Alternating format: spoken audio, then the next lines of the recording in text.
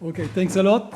So now we are ready to start the roundtable. So the moderator is Simon Bunel from the Banque of France. And so the panelists are Céline Antonin from the OFCE, Francesco Filippucci from the OECD, and Philine Widmer from the Paris School of Economics. Good afternoon, everyone. Thank you, Ignazio, for those enlightening opening remarks. So I'm delighted to be moderating this panel. And so I thank you, you three, Céline, Philine, and Francesco, for agreeing to share your thoughts and insights on the impact of AI on policymaking. And so over the past years, and you mentioned this, Ignazio and Philippe did also this morning, several influential reports have highlighted the urgent need for Europe to awaken and reverse its decline in productivity compared to the US and China in particular. And we saw it in the LETA report, the Tier 1 Quota report, the Draghi report. And as Philippe showed us this morning, there are reasons to believe that AI could be an opportunity to revitalize productivity growth in Europe. Francesco, I know you have been working actually extensively on this topic recently. Could you share your thoughts on your potential on the potential impacts of AI on productivity and its policy implications, of course? Thank you, Simone. As we didn't expect this question, we prepared some slides to better visualize the answer. But I hope this will be useful for the audience to understand a bit what is our stance on productivity gains from AI across the Atlantic. I guess we need to press there. So yes, there is a pre-existing productivity divide over which AI is arriving. We know that Europe and US have been growing differently in terms of productivity, at least since the 2000s. But what is interesting to see is that when you decompose across sectors, this productivity growth in the US is much stronger in those sectors that we know being the incubators of AI. So those sectors that both are, we know, where it's more likely to happen AI innovation, and also that will be mostly affected by AI according to exposure measures. These sectors are ICT, finance, and professional services. And maybe not surprisingly, but quite stunningly yet, you see a huge spike in AI patents. This is pre-gen AI in China and the US, and Europe, trying to catch up, but barely at half of that level. So motivated by that, what we tried to do, this is forthcoming from our team, is to replicate what Philippe, the kind of exercise that Philippe introduced this morning, to try to estimate the productivity gains of AI. Again, let me stress that this is excluding the potential effect that AI could have on innovation. So not only for the US, as has been done by Philippe Simon and Darren Acemoglu, but also for all the G7 countries. And you can see two things. First, our estimate is a bit in between the optimistic and pessimistic ones, more in line with the one produced by Philippe and Simon for the US. But then there is quite some cross-country heterogeneity, and this is driven by the fact that first, some countries have lower share of the economy composed of those sectors, finance, professional services, they are likely to be mostly affected by AI. This is the case, for example, of Italy and Japan, but also Germany. And other countries compound that with a very low expected adoption rate. So most of this analysis has been devoted to try to harmonize adoption estimates across countries, to estimate future adoption in a consistent way across countries. Data there on AI adoption are very heterogeneous, very hard to come with an harmonized strategy there. And it ends up that, Italy, Japan, but also France to some extent are further damaged by this kind of dynamic of potentially lower adoption in the future. And then what we do is also disentangle a bit the mechanism. So we try to see the AI shock with the lenses of a general equilibrium model, multi-sectoral general equilibrium model, and we see that there are two key drivers that policy can exploit to maximize the productivity gains from AI. So the first one is adoption. Perhaps unsurprisingly, if governments manage to achieve higher adoption, in a high adoption scenario, gains from AI tend to double. Here you see that for the US. But then also we try to quantify what has been evocated before. So the possibility of a Baumol effect. So in the words of Aghion, Johnson, this is the idea that growth may be constrained not by what we're good at, but rather by what is essential and yet hard to improve. So the fact that some sectors benefit from AI, but others don't. And so factors and consumption may reallocate to try to sustain production in those sectors that do not experience productivity gains, or into new tasks for which demand may arise, as demand for AI-enhanced goods will saturate in the future. And so what is interesting to see is that this palm oil effect is higher first when the shock of the AI shock is more uneven across sectors, when it's more concentrated in some sectors. And second, in a situation where reallocation of factors, so capital and labor, is more difficult across sectors. So this is interesting from a policy standpoint because it suggests that those countries that have labor markets and capital markets that are more able to efficiently reallocate factors to sectors where are most needed might suffer less from this palm oil growth disease. So with these two potential policy implications, I hope this answers your question. Yeah. Thanks, Francesco. Céline, do you have something to add on this productivity effect? Yeah, maybe, thank you. Maybe quickly. So I just wanted to add two things. In fact, it's first that I wanted to point out that since the 1990s, the US has seen a stronger productivity growth than Europe, and it was largely thanks to a massive investment in the ICTs, so a gap in the investments.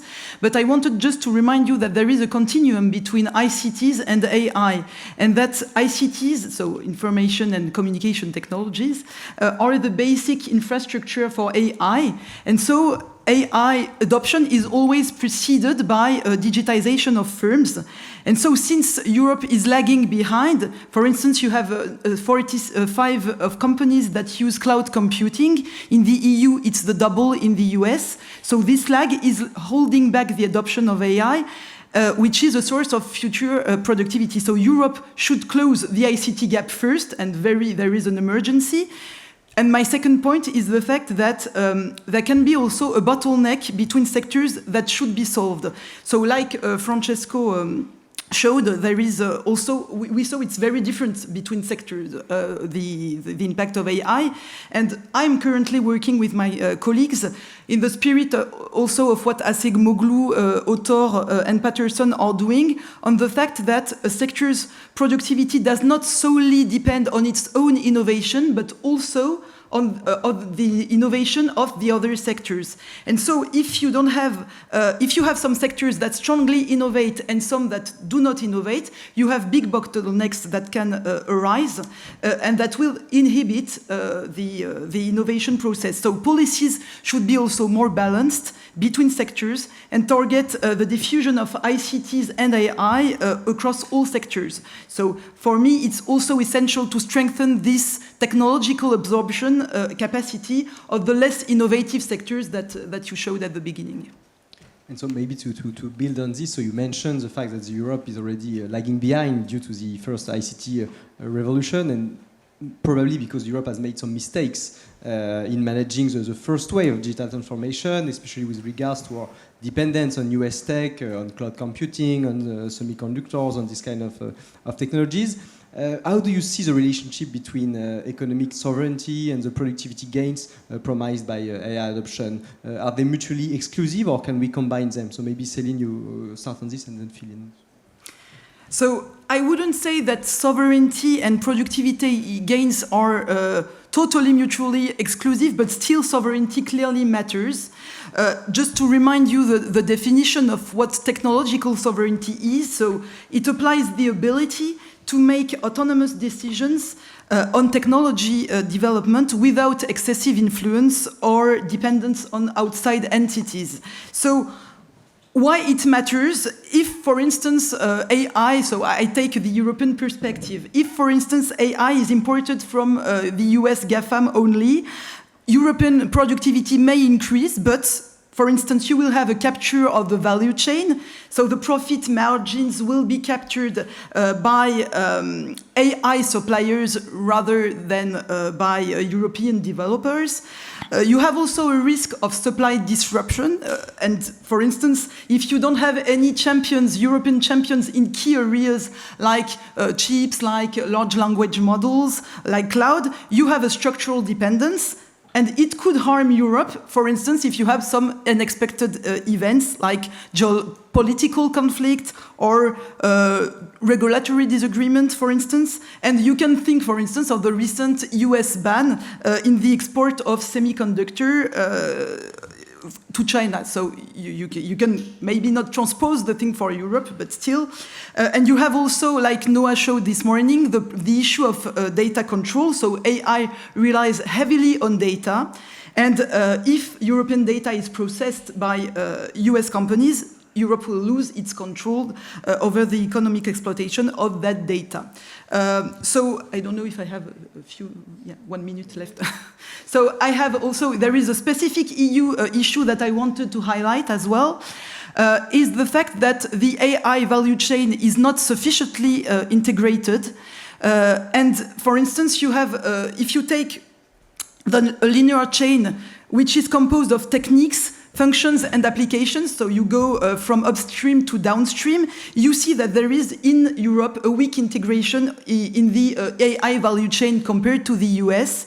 And so you have, for instance, Canada, China, US, which are highly integrated, but here in Europe, well, maybe not in all countries because Germany is more integrated. It means you have more complementarities between, for instance, techniques and functions or functions and applications, but it's not the case in France.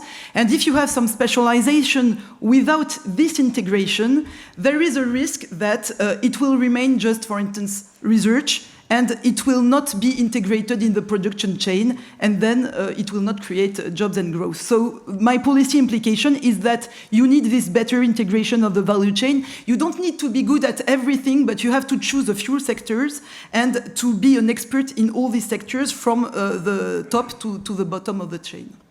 Philine, maybe this relationship between sovereignty and productivity gains, how do you see it? Share this perspective. So yeah, I'm not an expert for productivity, but I'm working on political economy and the media. And I think when we think about technology, one aspect of sovereignty that we also have to look at is regarding like public information. Because just as an example, when X or Twitter was taken over by Elon Musk, a lot of European media, European politicians, they had the question, are we still going to support this platform? Because it had established itself as kind of the marketplace for idea, the marketplace for information. And then all of a sudden you have this change and you're like, wow, this has actually become a key piece of our communication infrastructure. So how are we dealing with this? And in some sense, it's actually, I think it's nice if you kind of think of the world as some like non-fragmented entity, that we all come together on these platforms and that we use the same kind of tools, if you think of ChatGPT. But in another way, it's also completely crazy to think just how much information we give away by using these tools. And I think this is another type of sovereignty question that I'm personally a bit worried about, because when things go well, it's not a problem.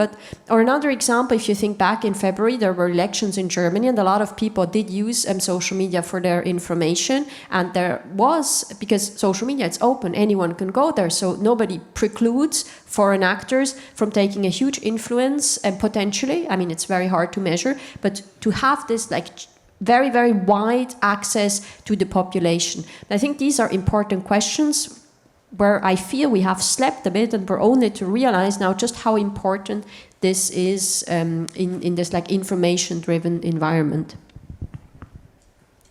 Thank you very much. I mean, regarding also the global impact of AI, expected impact on productivity, one question that arises is the competition among the AI value chain. And I mean, in France, we had this idea since last June when the French competition authority came out with this report saying that there is a huge problem among the AI value chain in Europe and in France. Then Benoît Curé told us that AI was a French technology to be dominated from the outset by major players.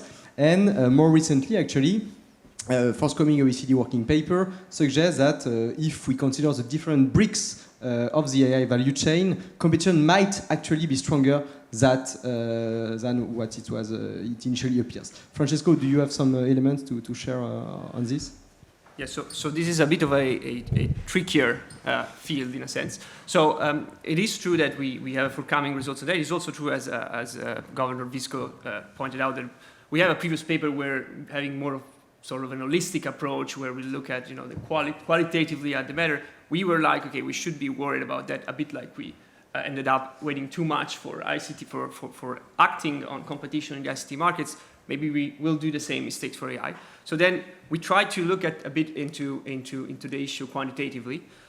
So we came up with graphs like this one, where we collect basically the price for which different models are offered and the quality for which different models, the different models perform.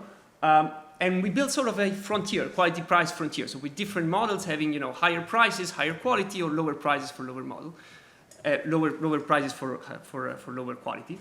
And what you can see is that, this frontier is actually moving fast. So between the beginning of 2023 and nowadays, the frontier moves exponentially to the left, with exponentially lower prices for higher quality. And besides having, some high quality models that tend to be from OpenAI, tend to be always from the same company, there is a number of other companies from different countries. There is also France there also to answer concerns of your competition authority. Of course, most from USA and China, but there are many other Europeans just in the back that specialize on different segments of the demand for, higher price, high quality, lower price, lower quality. Now, that's not to say that competition is in a good shape. I mean, competition is a different object. It's difficult to assess switching costs. If there is, there looks like there is a race. The race sometimes is for a prize. So there is a concern that these companies are racing to get some sort of market dominance there to arrive, depends from the nature of the technology. If the technology is such that once you arrive to artificial general intelligence, you are able to dominate the market and offer high quality, low quality, in the most competitive way. But on the other hand, there might also be a scenario where, they're just like humans specialize on different aspects of intelligence. They have different comparative advantage. Different models have different comparative advantages, and different companies specialize in this aspect. So it's true. There is a risk intrinsic into the wait and see approach. We're trying to speed up our research to get a stance on that. More precisely, but by now we still don't see this winner-takes-all dynamic arising live. And also this work brings some elements on the table to be discussed. I mean, Exactly. you have real figures Exactly. and on the different bricks of the of course, there is no quantity there. This is really just quantity, observing quantity, especially as these companies most of them are private. It's very hard. And so in this context, Céline, is industrial policy maybe the right tool to foster innovation in AI, especially in Europe, for instance? Is it a right tool to be used at the second leg with the competition authority? Yeah, so I think we should combine industrial policy and competition policy. So as regards industrial policy, I think that there are several points that were also already mentioned by Philippe this morning. So I will just recall a few of them. So you should support open source AI models first. We should also bear in mind that we should fund public computing infrastructure as well. So for instance, have supercomputers or public clouds. We should also, and this is important, provide an equitable access to data by creating, for instance, public data trusts, which would be accessible to new entrants. And also urge platforms to share non-sensitive data, so in health and in other sectors. We should also make public aid conditional on non-exclusivity. That is to say that there are many public aids that are dedicated to projects that are co-financed with the GAFAMs. But in fact, this co-finance technology should remain open to other players, and this could be via open APIs or non-exclusive licenses, for instance. And apart from this industrial policy, we should as well have an efficient competition policy. So Philippe already mentioned this morning this book by Richard Gilbert. And it's really this idea of going from a very static view of the competition to a more dynamic view of competition, which is not solely based on the relevant market definition, the market share, but really see the costs and benefits of a merger and also see the anticipated impact of a merger, for instance, on innovation and the creation of new markets. So we should also shift our paradigm and also maybe move from an a posteriori regulation to an a priori regulation. And like in the Digital Market Acts, that we should, we should maybe have this kind of idea to have really obligations for gatekeepers, and we should really think about being more a priori than a posteriori. Okay. And Philine, so do you think that this a lack of competition on the AI value chain, could also influence political opinions? Is it a problem? This maybe this winner takes it all perspective for a political economy?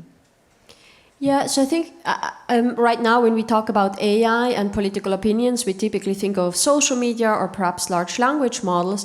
So if we think of these, I think we want plurality, but like high market shares per se are not necessarily the problem. If you let me draw an analogy with traditional media, because providing high quality content comes with a huge fixed cost. So if you think of the BBC with like offices all around the world, that's very different from a small news outlet that just produces a couple of stories. So in some sense, the kinds of the kinds of information that maybe that we want, they do require size. What makes social media in part so successful is that it draws on huge amounts of information. The same for large language models. They wouldn't be so successful if they weren't called large language models. So in some sense, we want plurality, but I don't think we can think of this as like the ideal case would most certainly not be an atomistic market in many scenarios if we can learn something from traditional media markets. I think also if we abstract a bit what you said, if we abstract from this possibility of artificial generalized intelligence, what we will likely see is also some kind of specialization. There could be regional specialization, that some models are better for certain types of politically relevant information. And I think there would even be opportunity for specialization with respect to reliability, because perhaps for some business applications we need performance along a particular margin, but providing reliable political information, it's maybe a business in itself. And with any business with a lot of positive externalities, chances are that it's going to be underprovided. So here I also think when we talk about like investments to be made, it's something we have to keep in mind a bit, like in the very same way that we have thought about these questions for traditional media, and increasingly also start thinking about them for social media, and I think then in consequence later also for large language models. Thanks. Maybe to come back to something we evocated this morning during the conference, so employment and skills, there is this, of course, huge debate with amazing figures. The IMF saying that 60% of jobs in the advanced economy are exposed to AI on the medium run. Céline, what are your thoughts on the impact of AI on labor markets, and also what are the policies that we should prioritize in also a context of complicated budget, for instance, in Europe? So in terms of education, of course, in terms of reskilling, how do you see a priority to transform our economies to AI? So, so we have two possible effects. We mentioned them this morning, so I won't talk more about this, but we have this kind of substitution effect that the tasks are shifted from the humans to the machines, and we have the productivity effect, so that says that in fact it is a positive effect of AI on labor.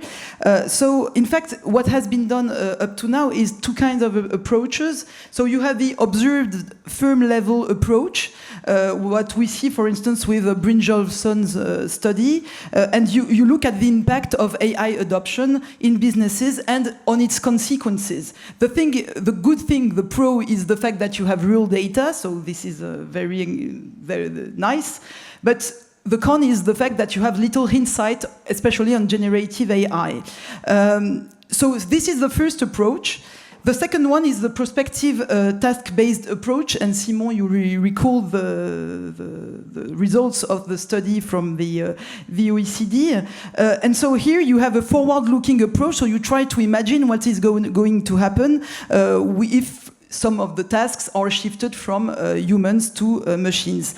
What you see from these studies is that the main takeaways, I would say, is that AI will disrupt many jobs. So you have big disparities between, for instance, IMF and OECD, but still you see that AI will disrupt many jobs, like previous GPTs did. For instance, let me recall you what Autor said about jobs. He said that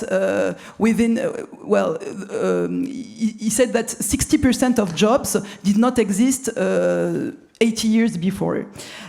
So what is different with AI is that unlike previous revolution, this time it's middle and even high-level professions that will be most affected because AI has made much more progress in abstract reasoning and high-level cognitive tasks rather in, for instance, physical engagement in space, for instance, the coordination between thought and machine. So the policy implications are, first, of course, you have to invest much in initial education. I know our budget is constrained, but still.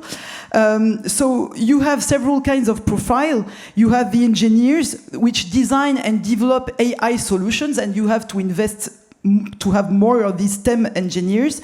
You have the managers, which will not be at the core of AI, but still they need to develop AI solutions within the company. And the rest, you have to raise awareness of AI for the rest of the population. You should also largely increase the number of people who are trained in AI. And for instance, you should upgrade PhDs. You should strengthen the math skills, so especially us in France. You should also create new fields of study, and for instance, dual diplomas between AI and law, AI and medicine, AI and sociology, for instance. You also need to rethink the teaching methods and new pedagogies will arise and you should develop, in fact, what is human. What is human is critical thinking, so you should build on this. You have also an issue with reskilling, lifelong learning, of course. And a last point I wanted to make is the role of firms in all this and the fact that unions have a positive impact. And we already saw in some studies, for instance, Belloc and his co-authors, that showed that they have a positive impact on the adoption of new technologies and especially AI. And so if you don't work against the workforce, but you work with them and you accompany them on AI, you will you will be much more efficient and it will benefit the firm much more. Okay, so thanks, Céline. And maybe to take the opposite direction, using AI for policy making, we saw, for instance, in Roland's presentation this morning, that AI may help us improve our public services. Philine, do you think that AI could become a valuable tool for supporting public decision making, given all the biases we saw this morning and you work on? So I think the question is more, they probably already are, because a lot of public administrators, they're probably using AI, politicians are using AI, citizens are using AI. So I think in some sense they already are, but I guess what you're after with the question is more like kind of institutionalized use, which is not to say that this other use is very consequential too. But I think it necessarily will become an important tool because given like the economies that we are in, you can't work well without a lot of data, without complex analysis of this data. So we wouldn't, like, why would we not use that in the public sector, right? Just from a pure, we want to make public services comparable to like the quality that you have in private services viewpoint. So the question is more like, how are we going to do it?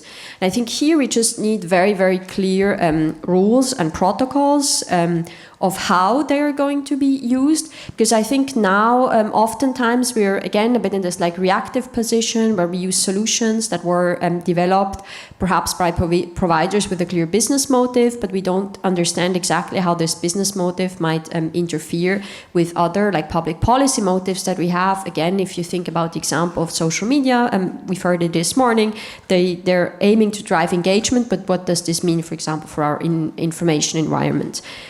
So I think this is very important, and I also think that if we want to, I still think that it's necessarily going to happen, so I think we should also think more about audits. And when I say audits, we've heard a lot about a lot of nice studies, but I don't think that the occasional study uncovering a certain bias or pointing out a certain problem will do. I think we need really some kind of continuous monitoring when these things are used at scale, both institutionally or in the population. And if you think about it, it's a magnificent thing that I can go pretty much wherever in this city and eat something, and in all likelihood I'm not going to be food poisoned. But this is also in part or in large part a result of regulation, and bad things have happened. People have died of food poisoning, and then we started implementing hygiene protocols, we started implementing audits. So now there's this kind of minimum standard of quality that we can expect. And for AI, it's, of course, when we talk about bias and these things, it's very complex to measure, but I still think we should engage in this debate, because if it becomes like a technology that everybody uses pretty much all the time, I think we should really think about what would be these protocols, what would be these audits, where do they matter the most? And I think this question, where do they matter the most, is also important, because we heard it this morning, we wouldn't want to overburden our economies with regulation. But nevertheless, I think especially in these like crucial areas, healthcare, defense, political information, etc., it's definitely a conversation that we must have. Thanks. Francesco, in your view, or OECD's view, how can AI best support policy making? How do you see it? So in my view, as there's also several departments. Let's stick with your view. What I know. So I wanted to say just maybe one word on adoption, because so we see adoption in the public sector being actually high, not so far from what is in the private sector. But maybe that tells you more about what does adoption mean. If you look at US data on the whole economy, there is 20%, so it was 20% at the beginning of 24, firms saying that they use AI, but much lower, like 5% saying that they use AI in the last 2 weeks. So productive use of AI, what you said before, systemic, institutional adoption of AI, is something quite different than your employees using ChatGPT once in a while. So what we see when you look behind this adoption figure of the public sector is that the use cases, at least we did a survey among economic policymakers, so ministries of finance and central banking. What they declare AI being used for is mostly economic forecasting, banking, supervision, some tax enforcement. This is likely more related to old-fashioned machine learning. And of course, probably behind the scenes, there is a lot of LLMs for writing emails. The quality of English in emails in these circles has improved massively since a year or so. But there is hundreds of ways you can use this to improve government. We know that this has huge effects on customer services. Government interacts with citizens regularly. We know this has huge effects on education, can optimize transportation, can be used for security, even with all the caveats, in fact, to be kept in mind. Clearly, adoption in the public sector is key for this kind of tool. And there are clear barriers. One of these, I guess, security and the slippery slope of regulation and trade-offs between privacy and etc. is one.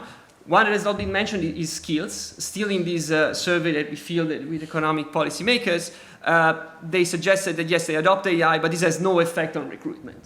So this is at odds with what you see in the private sector. You know that in the private sectors, AI changes the way firms recruit, changes the kind of profile that firms have in their rankings, and so that's another challenge for the private sector, having public services that adapts to this kind of new technology. Thanks. Maybe a last question, and then I open. How much time do we have left? 10 minutes. 1 minute, but we start. Let's start. So one last point, maybe just for Philine on the question, the point you were mentioning on the fact that you have interaction between citizens and the state. And we saw this morning the bias that could occur through social networks. How could we ensure? How can we preserve our modern democracies given these biases that could occur? So overall through social networks, but through the AI use. With the state. How do you see it, Philine? And maybe then, if we have time, we'll take 1 or 2 questions from the audience. Yeah, I think it's incredibly hard because bias can take so many forms. It's not just about, for example, for my own research, I know that depending on what you ask certain LLMs, just the length of the answer will vary a lot, depending on whether you ask for one political viewpoint or another. You get a much shorter or much more elaborate answer. the LLMs oftentimes even can't distinguish between scenarios where you're asking for like a positive answer versus a normative answer. So if you ask things like, what does this politician think about this and that topic, which is a very factual question, in fact, the LLM would be overridden with some kind of normative bias and give you an inaccurate answer that has a certain political color. So I think that's very hard. I think one of the answers that I would give is that we need to mandate the companies to disclose how their models operate. And I think typically what companies would often tell you is, yeah, but we don't have a political agenda. But I don't think that we should be happy with this answer, because it's not the end of the story. These models are so complex, so there are tons of correlates of whatever business motive, even like potentially neutral business motive, that they're maximizing it. So I think we should really ask these questions regarding the questions that matter for us. For example, if you have a recruitment system, you think about certain types of biases that we request that the models that are used, especially by the state, but also by large and private actors, that they do have a sense themselves about what could be the potential correlates of these so-called neutral business. I mean, it's not to say that their business motives might not be per se political neutral, but I think just in consequence, and as economists, we're very familiar with this concept of the unintended, perhaps even unintended consequences. So I think this will be very important, especially since with the generative artificial intelligence, it's not just about selection, but it's really about, there's so many margins along which you can start to optimize. If we think about information, you can change the tone of voice, the color of scheme of the image, the exact way it's phrased.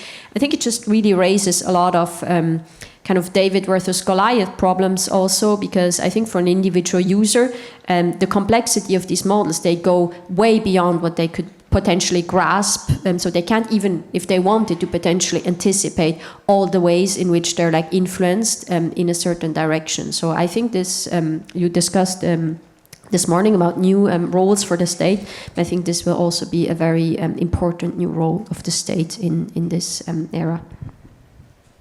Thanks. Thank you very much to the three of you for your fascinating insights. Do we have time for one question maybe from the audience? Or yes, we can. So, thanks all the panelists for the great conversation. So we may have some time. So no, I only want to make one point, as has been said, on how to use artificial intelligence by policymakers. The big problem is policymakers need to understand what is the result of generative AI applied. And you need a narrative. And if you cannot generate a narrative out of the black box, it is very difficult that this will be transferred in actual policy making. It's very different from using machine learning or even neural networks that are more or less easier to identify. But if you cannot identify, if you don't have explainability, it is very hard that you can see it in actual policy making. This is why I was stressing the need to go back and in the regulatory frame, in the actions to improve the reduce concentration, improve competition. But actual policy making is very hard. Anyone of you? Maybe just to say that that applies to several sectors. Applies to medicine, I guess, to legal services. So it is particularly an issue for policymaking because we want our policymakers to be transparent, but there are some use cases where we could afford some higher adoption, I don't know, in relationship with citizens or optimization of some kinds of allocation of funds and things like this. That we use AI in things that are much more crucial, and I agree that criticality is often used as a dimension lowering the substitutability of workers or from AI. But government is not the only one scoring high on criticality. Not all tasks of government score high on criticality. Paradoxically, some that probably score high, such as monetary policy forecasting, they are using AI more than others. So I understand that the willingness of policymakers to understand, which is welcome, especially, is a potential barrier, but cannot be, an unsurmountable one.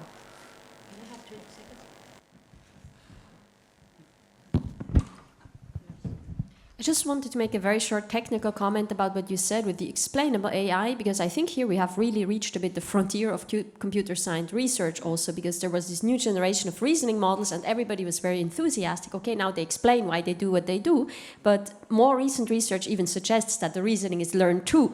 So it's really like, I think we're at the frontier. We don't know yet how we can achieve this explainability in these incredibly complex models that are, sadly, the most performant ones. Maybe, yeah. Just maybe to bounce back. I think it also depends, and your question raises that. I mean, it also depends on the place we want to give to AI. And what is important is that we have to decide which place do we want for AI in future society. So there is all the improvements on the one hand, but there is also what we want as citizens, as political citizens, what we want to do with AI. So I think, yeah, here there should be more education, more of many things on AI, but really we should decide also what we want to make of it. And this is maybe not really clear at this stage. We have, time for do you want to make a questions? I think a couple of points. First of all, it's one is a comment. Which is almost an elephant in the room. When quantum computing arrives, and it's arriving soon, sooner than we thought, that's going to boost AI capabilities by a big jump. And that's something that's worrying because we're not ready for it. The other is a question to Governor Visco. I can see how property rights transfers can happen in a static environment, but in a dynamic environment, it's going to be difficult because we're talking about transfers to people who are constrained and budget constrained, and they will liquidate this property right. Then you have one of two choices as a government. Do you do it again, in which case there's a moral hazard problem that you're encouraging, or do you stop? So it's going to require more than that. It's going to require some creative solution that I don't have an answer to yet. Maybe you do.